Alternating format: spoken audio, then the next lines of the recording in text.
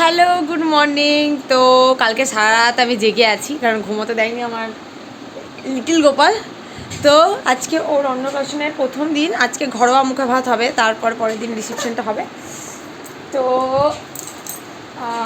এখনও দুষ্টুমি করছে, আর এখানে এক ম্যাডাম ক্রিম্পিং করছে। আমি স্নান করে এলাম, তো এখন চটপট রেডি হয়ে নেব।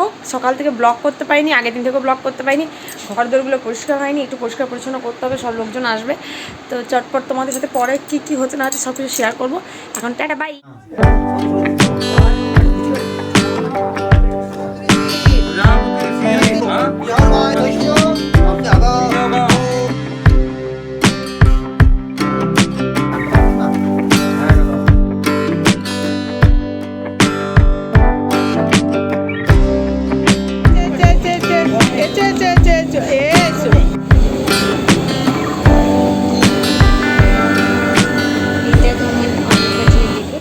কিন্তু আমি একটু কোনো ভিডিও ভিডিও করে দেওয়ার কেউ নেই। হ্যাঁ, ভিডিও করে দেওয়ার কেউ নেই। তবে কী হলো না হলো কিছু। তোমাকে করে না প্লিজ, আমি রেডি হয়ে নি তারপর।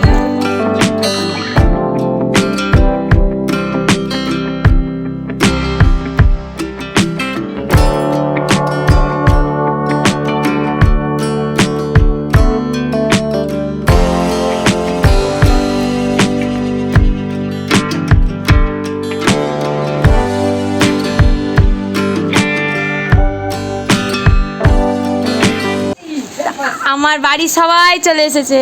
এই প্যাম্পাসটা প্যাম্পাস আরই কাঁদছে, জেঠু বাবা এসে গেছে, সবাই এসে গেছে। তো এটা হচ্ছে আমাদের একটা ঘরোয়া ডেকোরেশন, যেখানে মানে গোপালের মুখে ভাত হয়েছিল। গায়ে হলুদের অনেক ভিডিও ক্লিপ আমি পাইনি, তো সেগুলো আমার দেওয়া হয়নি। আরও অনেক কিছু ক্লিপ ছিল, আমি পুকুরে গিয়েছিলাম, সেখানেও কিছু জল কাটা কিছু ছিল, অনেক নিয়ম কানুন ছিল, সেগুলো আমার কিছু দেওয়া হয়নি। তো এটা হচ্ছে আমার বৌদির মেয়েটা, যে এখানে ঝুনঝুনি বাজাচ্ছে। তো আর এখানে হোম যজ্ঞ চলছে। গোপাল থাকতে চাইছে না গরমের মধ্যে, কারণ এই সময়টা গরম ছিল, তাই ওকে দুলিয়ে কোনো রকমের ঘুরিয়ে রাখছে। আমার মেকআপের জাস্ট সাথে নাশ হয়ে গেছে, কারণ একে তো তাড়াতাড়িতে আমি মেকআপ সেভাবে করতেই পারিনি, কোনো রকমের মুখে মেকআপ তো নিয়েছিলাম। তো তোমরা দেখতেই পাচ্ছ মুখ চোখ আমার কালো হয়ে গেছে, যজ্ঞে বসে বসে ঘেমে একদম ভূত হয়ে গেছি, কারণ বেশি ভালো করে টাচা মেয়েনি। ওরও খিদে পেয়ে গেছিলো, ওকে দুধ খাওয়াচ্ছে, তখন সবে ফর্মুলা মিল্ক শুরু করেছে, তো ওই জন্য ভালো করে খাচ্ছিলও না। যাই হোক, গোপালের এই ব্লগটা দিতে দিতে আমার অনেক দেরি হয়ে গেল।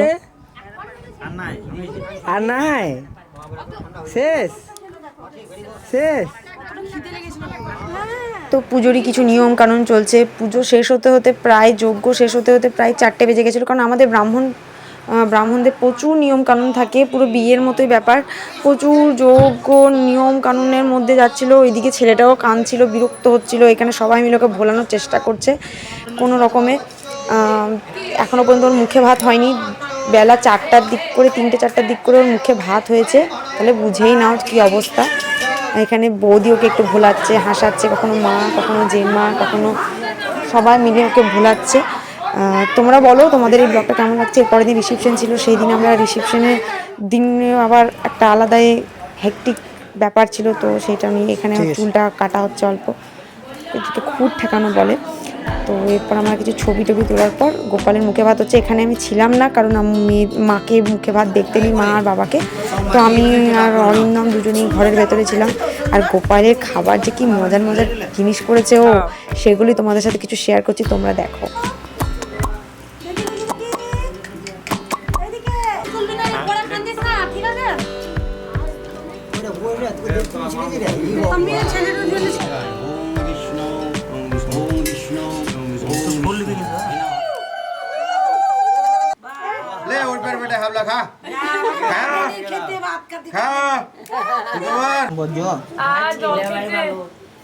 চুপ করে আছে।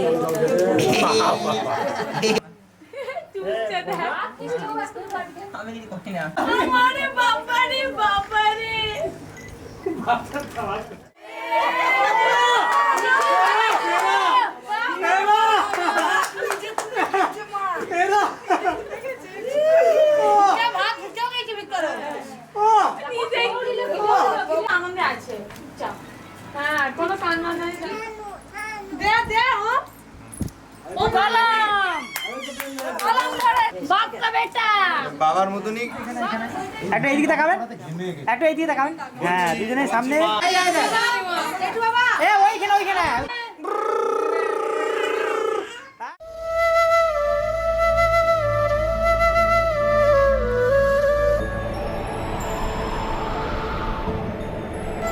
তো পরের দিন রিসেপশনটা হয়েছিল গীতা ভবনে। তো এই পুরো অন্নপ্রাশনের অনুষ্ঠানটাতে, যেটা ঘরোয়াই হোক বা রিসেপশন গীতা ভবনেই হোক, এটা পুরোপুরি নিরামিষ হয়েছিল। আর এটা আমার সম্পূর্ণ ইচ্ছা ছিল। তো যাই হোক, গীতা ভবনে আমার ইচ্ছা ছিল যে আমার ছেলের অন্নপ্রাশন হবে, তো সেখানেই করেছি। তো এই যে আমরা সমস্ত ফ্যামিলি চলে এসেছি, আমার দিদি, আমার আরও মাসিরা সবাই চলে এসেছে একে একে। আমারই আসতে দেরি হয়ে গেছে ছেলেটাকে নিয়ে বেরোতে, বাকি সবাই অ্যাটেন্ড করবার লেগে চলে এসেছে। তো ভাবিনি যারা যারা আসবে তারাও এসেছে এবং খুবই আনন্দ হয়েছিল যে দিদা থেকে, মাসি থেকে, পিসি থেকে, দিদিরা সবাই এসেছে, সবাই মিলে খুব আনন্দ করেছি। বাট বেশি ভালো করে আমি সবার সাথে কথা বলতে পারিনি, যতটুকু পেরেছি, কারণ বাইরে বাড়তি আরও অনেক লোক এসেছিলো। ওখানে কীর্তন চলছিল, গীতা পাঠ হচ্ছিল, এরই মাঝখানে গোপাল পটি করে দিয়েছে, সেই পটি ক্লিয়ার করা, ওকে রেডি করা। আচ্ছা, এখানে খাবারের মধ্যে অনেক মেনু ছিল, বাট আমার ভিডিও ক্লিপ বলে না সমস্ত কিছু পাইনি, তো আমার ইচ্ছা থাকলে তোমাদেরকে দেখাতে পারলাম না। এখানে স্টল বসেছিল, কফি স্টল আর একটা ফুচকা স্টল করা হয়েছিল। আর মেন কোর্সে অনেক কিছু ছিল, বাট আমার সমস্ত কিছু ক্লিপ তো নেওয়া হয়নি। তো এখানে নাচে গানে কীর্তনে একটা আলাদাই আমেজ তৈরি হয়ে গেছিলো। যে পরিবেশটা আমি সবথেকে বেশি পছন্দ করি, একটা হচ্ছে ভাগবতিক পরিবেশ, সেটা ছিল। সবার মধ্যে একটা ভাগবতিক চিন্তা ভাবনা আসছিল এবং আমরা কথাবার্তার মধ্যেও সেই আনন্দ এবং সেই ফিলিংসটা শেয়ার করছিলাম। ওকে গোপালের সাজে সজ্জিত করে এখানে স্বামীজি ওকে গোপালের প্রসাদ খাওয়াচ্ছে, পায়েস।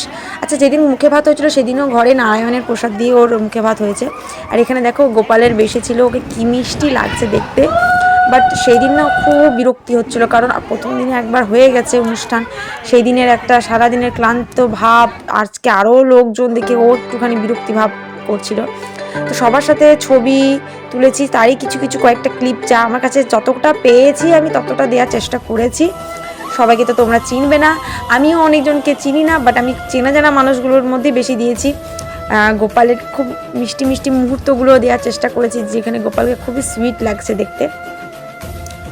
সেদিন বেশিক্ষণ সবাই কেউ খুব একটা বেশি টাইম দিতে পারেনি, তো যতটুকু টাইম দিয়েছে এরই মধ্যে আমরা একে অন্যের সাথে টাইম কাটিয়েছি। এবং আমি বেশি গল্প করতেও পারিনি, ইচ্ছা ছিল আরও গল্প করা, কিন্তু কেউই বেশিক্ষণ থাকিনি সেদিন।